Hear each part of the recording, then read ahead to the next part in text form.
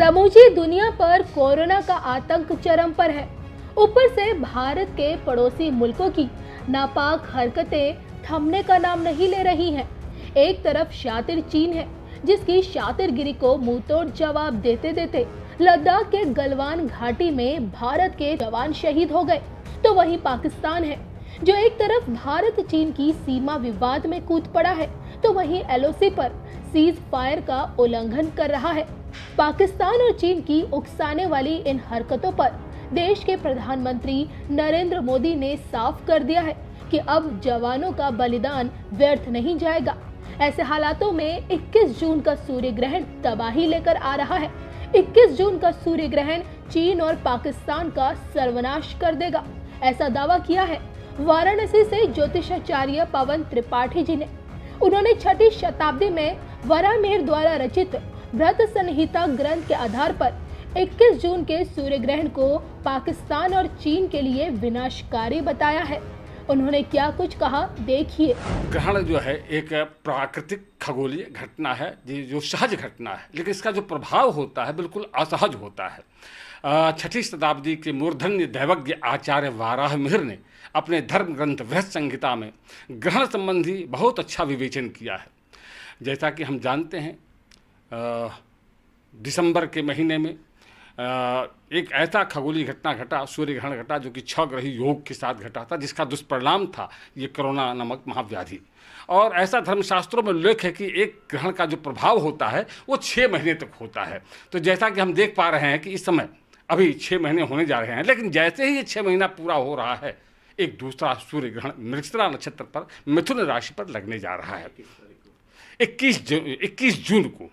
और ये 21 जून को लगने वाला ग्रहण कोरोना के लिए तो एक सामान्य यानी अवसान का संकेत लेके आ रहा है, लेकिन जैसा कि आचार्य प्रवर वाराहमिहिर ने अपने धर्म ग्रंथ में जिक्र किया है कि गांधार काश्मीर पुलिंद चीनान हतान वदेन मंडल वर्ष बस्मिन, आषाढ़ महीने में अगर सूर्य ग्रहण लगता है तो उसके दुष्प्रभाव दिखाई पड़ते हैं। कहाँ कहाँ? गांधार यानी कि वर्तमान में गांधार, कश्मीर ऑक्युपाइड कश्मीर, और चाइना चीन। तो इन देशों का नाश होता है, यानी यहाँ उत्पादकारी योग बनते हैं। यहाँ के लोग आपस में विद्रोह कर सकते हैं, या सैन्य कार्रवाई कोई बड़ी हो सकती है, या युद्ध हो सकता है। इस तरह का योग संयोग लेके यह 21 जून का जो सूर्य ग्रहण है ये लेके आ रहा है। यानी हम ये कह सकते हैं कि भारत के जो सीमावर्ती क्षेत्र हैं उत्तर की तरफ, यहाँ काफ़ी बुरा कुछ होने वाला है।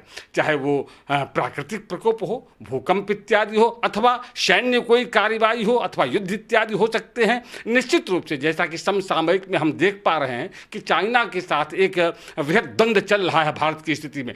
ये बिल्कुल यह ग्रहण भी इसी तरह का संकेत दे रहा है, लेकिन इसमें एक खास बात होगी कि चाइना इसमें बैक फुट पर जाएगा, क्योंकि शास्त्रकार यानी कि आचार्य वाराहमिहिर स्पष्ट रूप से कहते हैं कि इनका नाश होता है, यानी कि यहाँ का बहुत भारी क्षति होने वाली है चाइना इत्यादि देशों में।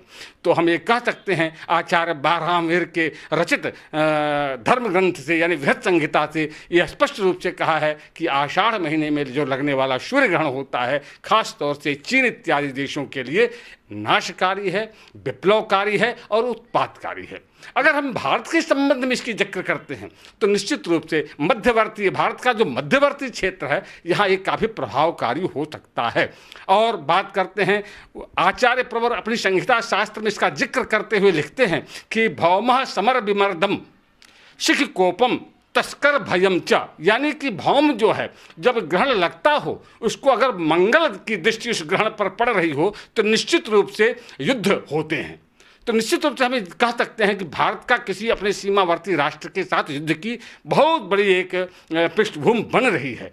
सिख समर विमर्दनम ऐसा कहते हैं, जो समर में शत्रु का पराजय करता है, ये भारत के लिए है। दूसरा कहते हैं कि अराजकता बढ़ सकती है, चोरी चमारी लूट और डकैतियाँ इत्यादि इस तरह की घटनाएं बढ़ सकती हैं इस ग्रहण के प्रभाव से। और कहते हैं सिख भयम च, यानी अग्निकांड, देश में अग्निकांड बढ़ सकता है। गुरु जी, श्लोक में एग्जैक्टली है क्या और किन किन देशों को वो क्षति पहुंचने की बात उसमें बताई जाए? बिल्कुल, आचार्य प्रवर कहते हैं कि गांधार काश्मीर पुलिंद चीनान हतान वदेन मंडल वर्ष बश्मिन, यानी कि गांधार, वर्तमान में गांधार प्रदेश, और कश्मीर, पुलिंद जो ऑक्युपाइड कश्मीर है, चीनान, चीन इत्यादि जो चीन के जो प्रांत हैं, चीन के जो सीमावर्ती राष्ट्र भारत से लगे हुए हैं, इनका नाश होता है।